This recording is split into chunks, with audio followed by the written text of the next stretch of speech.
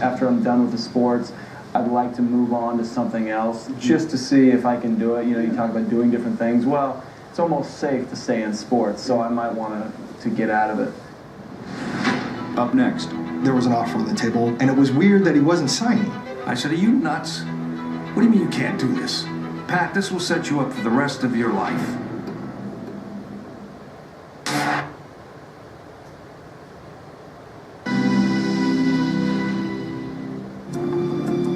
After 3 NFL seasons, Pat Tillman faced a dilemma. Cash in as a free agent, or play another season in Arizona for the league minimum. Well, the Rams came after him. We started talking, and we put a contract together. It was $9 million for 5. And then he goes, how close do you think you can get with the Cardinals? I said, you know, they're not even talking right now. The next day he calls, he goes, I can't do this. He turned down the Rams, he's staying in Arizona, and he played for 5-12. I've been in business 35 years as a sports agent. I still, to this day, have never had a player do that. I didn't hear anything, and 2 days later I go down into our weight room, and Pat's on the treadmill. And I said, how'd your visit go? It was cool. It was cool. He said, I'm staying here with you. You guys took a chance on me when nobody else would. For me to leave now just for money? He said, that'd be bull. Tillman's rejection of the Rams' offer wasn't the only unconventional decision he made that offseason. He called me up right after the season ended, said, Perry, I want to run a marathon, train me. And I was like, no, dude. Professional footballers don't run marathons. They kill speed, and it takes a special type of training. All I heard was, I'm going to run it. You going to help me? I think that he was always pushing himself to be better, whether that was physically or mentally. We went to Europe for quite a few weeks, and so while we were out of town, he was doing this marathon training, and Alex and my sister came and met us for part of the trip, and so he and Alex ran. We ran in Paris around the Champs-Élysées, then running a bunch in Northern Ireland. And when we finished along the North Sea. It's raining and it's not exactly warm, and I look over at him and he's taking his shirt off. And I said, what are you doing? He goes, I'm going in. And I said, what are you, crazy? And he looked at me and he said, when am I ever going to be here again? He had said he was going to do it. He said he was going to do it in 4 hours. When it was done, it was done. It's on to the next thing. I did that. Okay, checklist, goodbye. At the start of the 2001 season, Tillman was in the best shape of his life and seemed poised for a long and lucrative NFL career.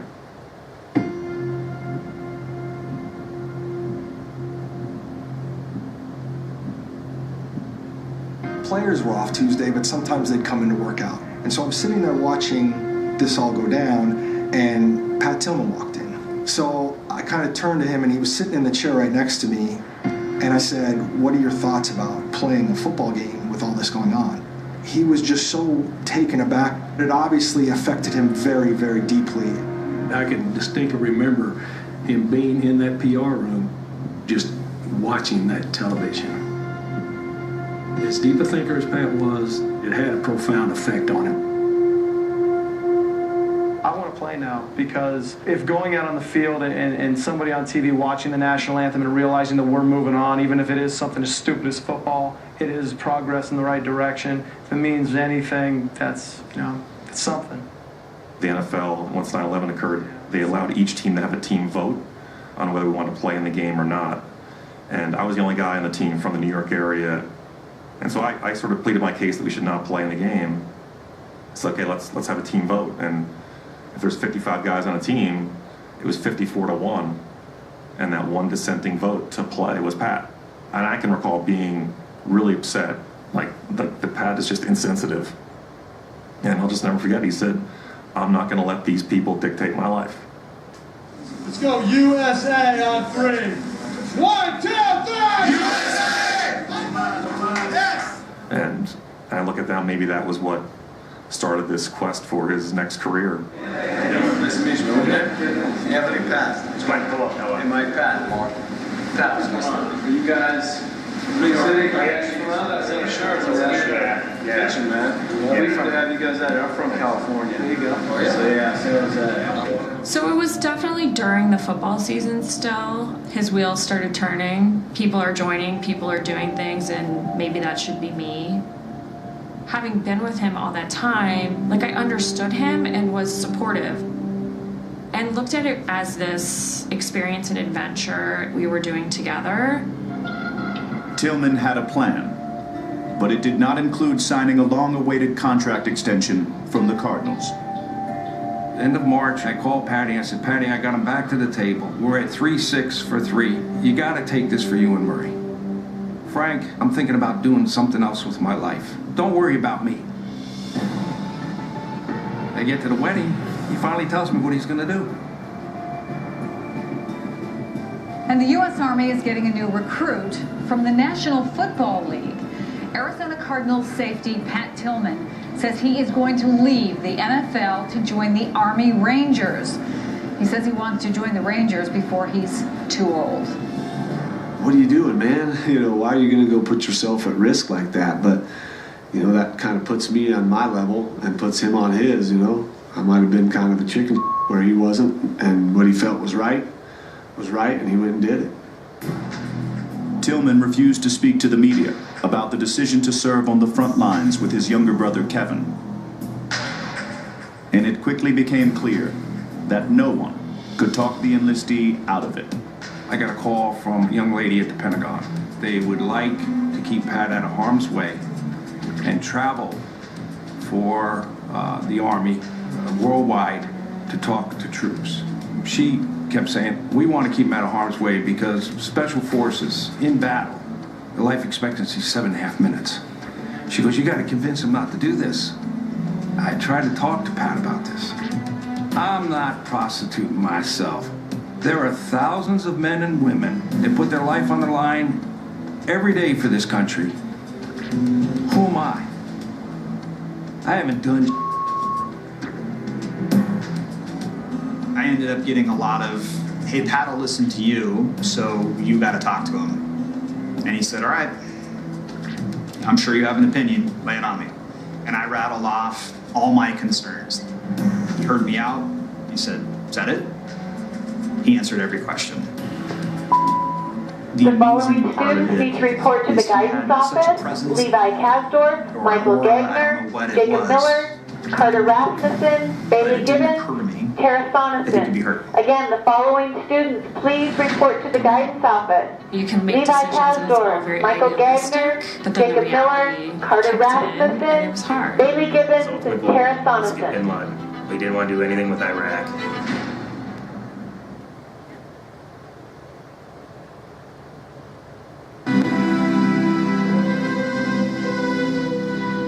You were the Mariners. Oh, yeah. How do you, what's Shiro like? He's terrific. He seemed like just a champ, dude. I like that. Champion was one of his words I remember him saying. If you like somebody, you were a champion. By the end of 2003, Pat Tillman's story was still being championed around the country, even after he returned from his first deployment in Iraq. Ended up moving to Seattle. And when he come to San Jose, he would tell us what he could. You know, that was after they got back from Iraq. And, you know, he was pretty vocal about being against that. It was really interesting what he said. I said, why don't you want to go back? And he said, we don't know who the enemy is. And he's talking about going back. And he said, I really don't want to. And I said, well, why are you? And he said, because I made this commitment. It was at this time that Seahawks general manager Bob Ferguson found a loophole that would allow Tillman to leave the Army early and rejoin the NFL. I remember calling Patty and saying, Bob Ferguson would like to have you up at Seattle because you served in the war, you were a volunteer, basically enlisted yourself, that you can get out. New England Patriots, Dallas Cowboys, the Rams, and the Seattle Seahawks were 4 of the teams that expressed interest that they would love to have Pat in their locker room. Loyal, hardworking, tough, big heart. You know, I mean, those are the characteristics that came through to me. Be a good guy to have on your side. But you never heard that news and for a second thought, ooh, maybe he'll... His perspective was like, great, when I'm done, somebody's probably still going to be interested in having me come play football, but had no intention of like getting out of his contract early. Next day, the phone call comes, hey, Frank, listen to me. How about this? I'm going to do one more tour, and I definitely would like to come back and play football. Will you represent me? I go, Pat, are you serious? In April of 2004, Pat and Kevin Tillman were deployed to Afghanistan with the Army Rangers. Deployments were always hard. It was really hard. Before the guys deploy, we would go to these like family readiness meetings, and they give you a little bit of, your husband is injured, this is what will happen, or if someone is killed, this is what will happen. And so I was working downtown Seattle in my office, and someone came to my office and just like knew the second that I saw them, because they were in sort of their dress uniforms, that he had been killed. News of another American death has refocused attention on the meaning of sacrifice and service. Pat Tillman, who gave up a multi-million-dollar contract in professional football, has been killed. First, like, nah, that can't be true. I didn't believe it. I didn't want to believe it. You don't expect that to happen to Pat. Pat, to me, was like a superhero. Like, that can't happen to him. The words, honor, integrity, dignity, commitment, they were not just adjectives with Pat Tillman. They were realities in his life. I just really miss it. Was one of the saddest days in this state. People were dropping off flowers. We had a makeshift memorial out front. You saw a little kid who left a note and said, I know you didn't want to be a hero. Too bad. You're mine now. I think everybody in this community felt like they knew Pat Tillman, and to lose one of our own was devastating to the whole community. I just didn't think Pat would be the guy. Mr. Smith, please come to the office. Mr. Smith? He was going to be president of the United States.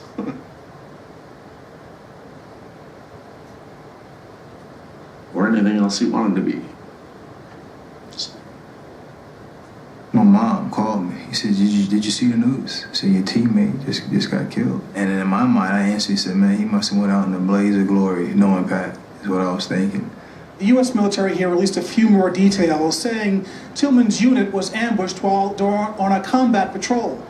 We were told the platoon got split, one of the Hummers broke down, he was going up the hill to save the guys because they were at a hot Will point. the following students please report to the guidance office? Levi Kasdorf, Michael Gagner, Jacob Miller, Carter Rasmussen, Bailey Gibbons, Sarah Thomason, and Raquel Farrell. Please go to the guidance office. Always will be.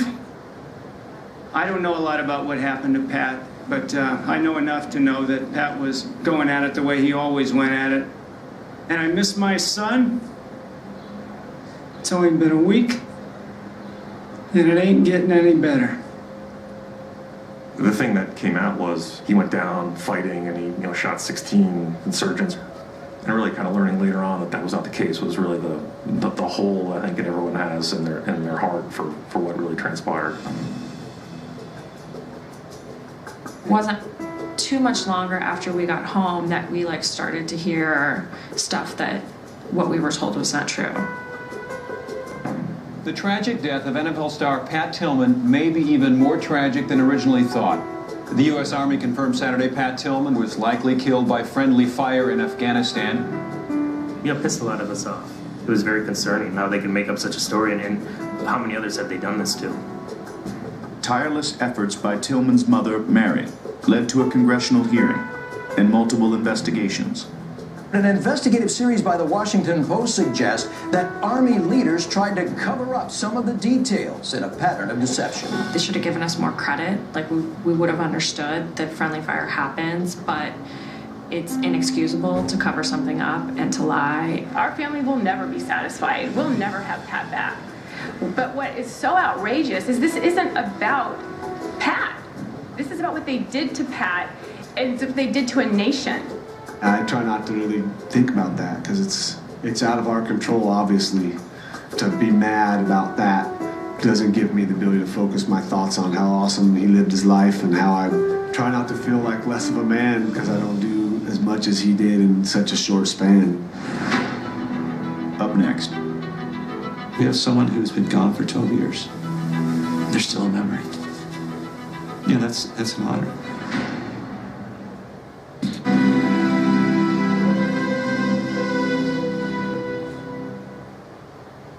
On the day that I found out, everything kind of calmed down.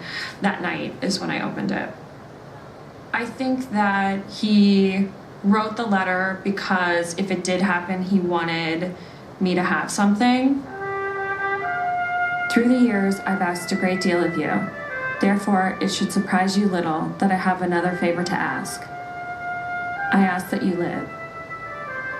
He wanted me to find a way to keep living my life, as difficult as that might be. And that's really the thing that I still come back to all the time. You guys ready to rock and roll? Stretch it out. Marie Tillman took Pat's advice and 7.5 years after his death, remarried. She now lives in Chicago with her husband and their children. So my son, Mac, his middle name is Patrick. You know, when you have kids, you want to be able to teach them lessons and tell them stories about people that you think are worth telling stories about, and he certainly is one of them. He is a part of who I am. He is just here with me, always. After Pat was killed, people started writing checks and they just started sending them to the Cardinals. It wasn't very long before there was close to $1 million sitting there. And it's like, wait a second, what do you do with $1 million? You can't bring him back, right? And I can't explain to my sons where Uncle Pat is. I can't. We were able to channel that frustration and anger into doing something with the foundation. Pat Tillman's family and friends started a foundation that bears his name and a scholarship program that captured his essence. We select service members and spouses who have shown this commitment to service and are really looking to continue that service in some other way. Since the scholarship program started, we have now almost 500 scholars and have given over $14 million to that group of scholars. The reason we're talking about him is because he lived, because this great man lived this incredible life. The foundation's trying to take part of that and continue that forward, and it's embodied in these Tillman scholars. I'm currently working on my PhD in clinical psychology. I plan to continue cancer research and work in a laboratory working towards a cure. Being a Tillman Scholar means that not only I can keep Pat's legacy alive, but it means that I'm empowered to make a difference. It really just meant a lot to be able to add to Pat's legacy. He had a life of serving others, and I want to take part of that as well. He was a man of many things, and I just hope to emulate the qualities and the characteristics and the type of person that he was. For anyone to have their life have such an impact in people's lives, I mean, because of him, we have an organization that benefits so many people. Pat's run started in 2005, and we had 2,500 people signed up the day before, and there was a megaphone and a boombox and a few balloons, and it has become, I think it's the state's greatest day. Good morning. I want to thank everybody for coming out this morning. It's truly great to see everybody come out. Obviously, we can never forget what Pat sacrificed for our country, so we want to really reflect on that today. Every year, over 28,000 people come from all over the country to Tempe, Arizona, to run 4.2 miles for the foundation of the man who wore number 42 for Arizona State.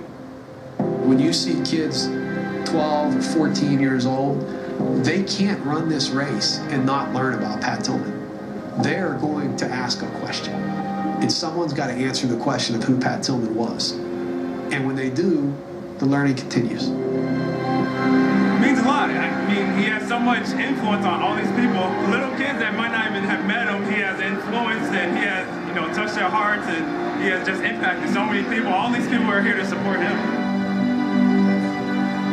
And people were like, hey, I really want to do Pat's run, but I live in New York. What can I do?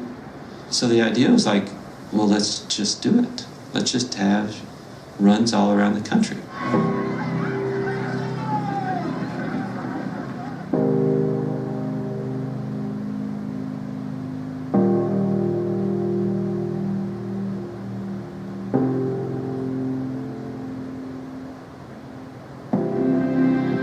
just reinforces and reinforces of why people are really doing Pat's run.